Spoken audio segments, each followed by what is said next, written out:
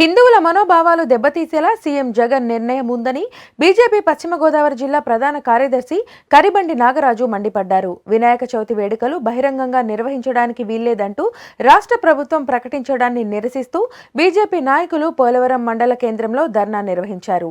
అనంతరం స్థానిక తహసీల్దార్కు వినతి పత్రం అందజేశారు. కరోనా నిబంధనలు పాటిస్తూ బహిరంగ వేదికలపై గణేష్ ఉత్సవాలు జరుపుకునేందుకు అనుమతులు ఇవ్వాలని కరిబండి నాగరాజు డిమాండ్ చేశారు. గణేష్ మహారాజ్ కి వినాయక ఉత్సవాలకు అనుమతులను వినాయక ఉత్సవాలకు అనుమతులను హిందూ వ్యతిరేక ముఖ్యమంత్రి జై బోలో గణేష్ మహారాజ్ కి వినాయక చవితికి అనుమతులు ఇప్పించాలి వినాయక చవితికి అనుమతులు ఇప్పించాలి వినాయక చవితికి అనుమతులు ఇప్పించాలి వినాయక చవితికి అనుమతులు ఇప్పించాలి. నా పేరు కరిబండి నాగరాజు, భారతీయ జనతా పార్టీ జిల్లా ప్రధాన కార్యదర్శిని. ఇప్పుడు ఈ నెల 10వ తేదీన జరిగే వినాయక చవితి ఉత్సవాలకు ఈ యొక్క రాష్ట్ర ప్రభుత్వం అనుమతులు లేకుండా కరోనా ఒక బూచిగా చూపిస్తుంది.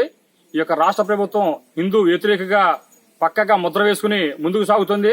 మా యొక్క రాష్ట్ర అధ్యక్షులు కర్నూలులో శాంతియుతంగా వినాయక చవితికి అనుమతులు ఇప్పించాలని చెప్పి ధర్నా చేస్తుంటే ఆ యొక్క ప్రభుత్వ అధినేతలు పోలీసులు అతి దౌర్జన్యంగా వచ్చి మా రాష్ట్ర అధ్యక్షుడిని అరెస్ట్ చేసి పోలీస్ స్టేషన్కి తరలించారు. వీరి యొక్క దౌర్జన్య కాండ రాష్ట్రంలో ఎంతకాలం కొనసాగదని చెప్పి మేము హెచ్చరిస్తున్నాం. ఇప్పటికైనా సరే రాష్ట్ర ముఖ్యమంత్రి హిందూ వ్యతిరేకమైన ముద్ర చెరుపుకుని వినాయక చవితి ఉత్సవాలకు అనుమతులు ఇప్పించాలని చెప్పి మేము భారతీయ జనతా పార్టీ తరఫున డిమాండ్ చేస్తున్నాం. ముఖ్యంగా ఈ యొక్క ముఖ్యమంత్రికి సూటిగా ఒకటే ప్రశ్నిస్తున్నాం. ఈ రోజు రాష్ట్రంలో ఏసీ థియేటర్లు 4 గోడల మధ్యన ఏసీ థియేటర్లకు షాపింగ్ మాల్ కు కూడా పర్మిషన్ ఇచ్చిన ఈ యొక్క ముఖ్యమంత్రి బహిరంగ ప్రదేశాల్లో వినాయక చవితి చేస్తే కరోనా వ్యాపిస్తుందని చెప్పి ఈయన ఏ విధంగా చెప్పగలుగుతున్నారో అనే విషయాన్ని మేము తెలియజేయాలని చెప్పి కోరుతున్నాం. అదేవిధంగా ఈ నెల 2వ తేదీన ఆయన యొక్క తండ్రి వైఎస్ రాజశేఖర రెడ్డి వర్ధంతి కార్యక్రమాన్ని వందలాది వేలాది మంది కార్యకర్తలతో కలిపి ఇడుపులపైలో ముఖ్యమంత్రి, జిల్లా కేంద్రాల్లో మంత్రులు, మండల కేంద్రాల్లో ఆ యొక్క పార్టీ కార్యకర్తలు, నాయకులు కూడా 100 మంది పాల్గొని ఆ యొక్క వర్ధంతి కార్యక్రమాలు చేశారు.